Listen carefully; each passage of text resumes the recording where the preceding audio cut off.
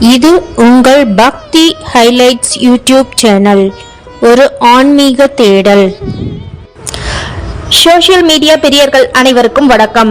நமது பக்தி ஹைலைட் சேனலின் வாயிலாக நமது வாழ்வின் வளர்ச்சிக்கு வழிகாட்டும் கோவில் ஸ்தலங்களையும் வாழ்வில் மேன்மையடையும் வகையில் சில ஜோதிட தகவல்களும் சில ஆன்மீக குறிப்புகளையும் அறிந்து கொள்ள மறக்காம நம்ம சேனலை சப்ஸ்கிரைப் பண்ணுங்க. அதோட இந்த வீடியோ பிடிச்சிருந்தா லைக் பண்ணுங்க. இன்னைக்கு நம்ம பார்க்க போறது ஜோதிடம் பார்க்கலாம் என்று தோன்றிக் கொண்டிருப்பவர்களுக்கான பதிவுதான்.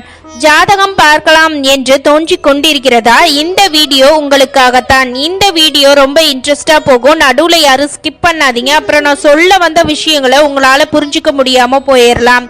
இந்த வீடியோ பார்த்த பிறகு ஜாதகரை பார்க்க போறதுக்கு முன்னாடி எந்த மாதிரியான கேள்வி கேட்கணும்னு யோசிக்கிறதுக்கும் அவர் சொன்ன விளக்கங்களை முழுமையாக நீங்கள் அறிந்து கொள்ளவும் உங்களுக்கு உதவியாக இருக்கும். பொதுவாக நம் ராசி நட்சத்திரம் அனைவருக்கும் தெரியும். நட்சத்திரத்தை சொல்லி நம் கோவில்களில் அர்ச்சனை செய்து வருவதால் நட்சத்திரம் அனைவருமே அறிந்து வைத்திருப்போம்.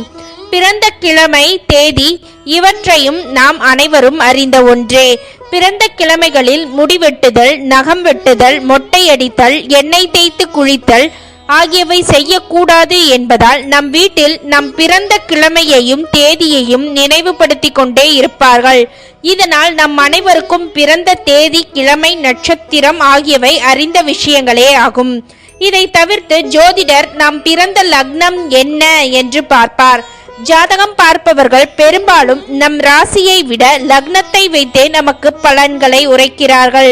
நம்முடைய ஜாதகத்தில் கிரகங்களை வைத்து நம்முடைய குணநலன்களை ஜாதகம் கணிப்பவர் ஆய்வு செய்கின்றார்.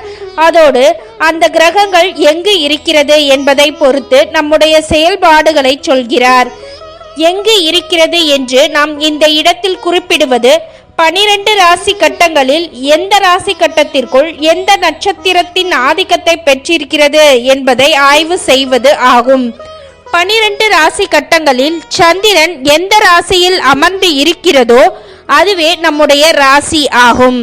அந்த சந்திரன் அமர்ந்த நட்சத்திரம் நம்முடைய நட்சத்திரம் என்றும் குறிப்பிடுகிறோம். அதோடு ஒரு நாள் தொடங்கும் போது அந்த நாளின் அதிபதியானவர் தனது ஆதிக்கத்தை தொடங்குவார். அதைத் தொடர்ந்து ஒவ்வொரு கிரகமும் ஒவ்வொரு மணி நேரத்திற்கும் ஒரு முறை தனதுடைய ஆதிக்கத்தை செலுத்துகின்றது. உதாரணமாக இன்று திங்கட்கிழமை என்று எடுத்துக்கொள்வோம். காலை 6 மணிக்கு சூரியன் உதயம் ஆகிறது என்றால் 6 to 7 சந்திரன் தனது ஆதிக்கத்தை தொடங்கி 7 to 8 Shani, 8 to 9 Guru, 9 to 10 செவ்வாய், 10 to 11 சூரியன், 11 to 12 சுக்கிரன், 12 to 1 புதன், மீண்டும் 1 to 2 சந்திரன். இது போல ஒவ்வொரு மணி நேரத்திற்கும் ஒவ்வொரு கிரகமானது தனது ஆட்சியை செலுத்துகிறது. இதுவே ஞாயிற்றுக்கிழமையாக இருந்தால் சூரியன் தனது ஆதிக்கத்தை தொடங்குவார். இவ்வாறு கிரகங்களானது அந்தந்த கிழமைகளில் தனது ஆதிக்கத்தை தொடங்க ஆரம்பித்து ஒவ்வொரு மணி நேரத்திற்கும் ஒவ்வொரு கிரகங்கள் ஆட்சியை செலுத்துகின்றன. இதை ஹோரை என்று குறிப்பிடுகிறோம். ஹோரை அறிந்தவனை பகைக்க கூடாது என்பார்கள். எந்த ஹோரையில் எதை செய்தால் வெற்றி கிடைக்கும் என்று ஒரு சூட்சமமும் ஜோதிடத்தில் இருக்கிறது. சூரியன் உதயத்திற்கு பிறகு தன் கதிர்வீச்சுக்களை ஒவ்வொரு ராசி கட்டத்திற்கும் 2 மணி நேரம் என 12 ராசி கட்டத்தில் தன் கதிர்வீச்சை செலுத்துகிறது. இவ்வாறு சூரியனின் கதிர்வீச்சு ஒரு ராசியில் விழும் நேரத்தில் நாம் பிறக்கும் புள்ளி லக்ன புள்ளி ஆகும். லக்ன புள்ளி எந்த ராசியில் விழுகிறதோ அதுவே நமது லக்னம் என்று அழைக்கப்படுகிறது. அந்த வீட்டின் அதிபதியானவர் லக்னாதிபதி. இப்பொழுது நம் அனைவருக்கும் லக்னம் எப்படி நமது ஜாதகத்தில் அறிந்து கொள்வது என்பது தெரிந்திருக்கும். ராசி, நட்சத்திரம், லக்னம், லக்னாதிபதி இதை பற்றி பார்த்து விட்டோம் அல்லவா? அடுத்து நாம் தெரிந்து கொள்ள போவது லக்னத்தை அடுத்து 2வது ராசி கட்டம் 2ஆம் வீடு எனவும் அந்த வீட்டின் அதிபதி 2ஆம் அதிபதி என்றும் 3வது ராசி கட்டம் 3வது வீடு என்றும் அந்த வீட்டின் அதிபதி 3ஆம் அதிபதி என்றும் இவ்வாறு லக்னத்தை தொடர்ந்து வரும் 12 ராசி கட்டங்களும் 12 வீடுகளாகவும் அந்த வீட்டின் அதிபதிகளை வைத்து நமது குணநலன்களையும் ஆய்வு செய்கிறார்கள். அடுத்து எந்தெந்த கிரகங்கள் நமது ஜாதகத்தில் இணைவு பெற்றிருக்கிறது, இதை கிரகங்களின் சேர்க்கை என்பார்கள். எந்தெந்த கிரகங்களின் பார்வை ஒவ்வொரு ராசி கட்டத்திற்கும் இருக்கிறது, எந்த மாதிரியான யோகம் நமது ஜாதகத்தில் இருக்கிறது என்பதை ஆய்வு செய்வார்கள். பின் அந்த யோகத்தை அனுபவிப்பதற்கான தசா புத்தி காலம் நடந்து கொண்டிருக்கிறதா அல்லது தசை இனிமேதான் வரப்போகிறதா என்பதையும், யோகமான கிரகச்சேர்க்கை இருந்தும் அந்த யோகத்தை அனுபவிப்பதற்கான தசா காலம் நமக்கு தகுந்த வயதில் அமையவில்லையா என்பதையும் கவனிப்பார்கள். அடுத்து நமது ஜாதகத்தில் எந்த கிரகம் வலிமை பெற்றிருக்கிறது, எந்த கிரகம் வலிமை குறைந்திருக்கிறது, எந்த வீட்டின் அதிபதி நமக்கு யோகத்தை தருவார் என்பதையும் ஆய்வு செய்து நமக்கு பலன்களை உரைக்கிறார்கள்.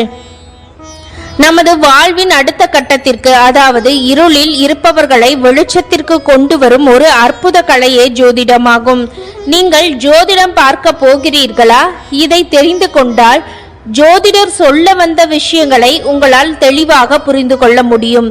ராசி, லக்னம், நட்சத்திரம், லக்னாதிபதி, 2ஆம் அதிபதி, 3ஆம் அதிபதி, இதை தொடர்ந்து 12 வீட்டின் அதிபதி, கிரகங்களின் பார்வை, சேர்க்கை, தற்போது உங்களுக்கு நடக்கும் திசை நடத்தும் வீட்டின் அதிபதி உங்களுக்கு நல்லதை செய்வாரா இல்லையா, இயற்கை சுபகிரகங்களின் பார்வை சேர்க்கை, லக்ன சுபகிரகங்களின் பார்வை சேர்க்கை உங்களுக்கு யோகத்தை தருகிறதா, இதை பொறுத்து ஒரு ஜாதகர் உங்களுக்கு பலனை உரைக்கிறார்.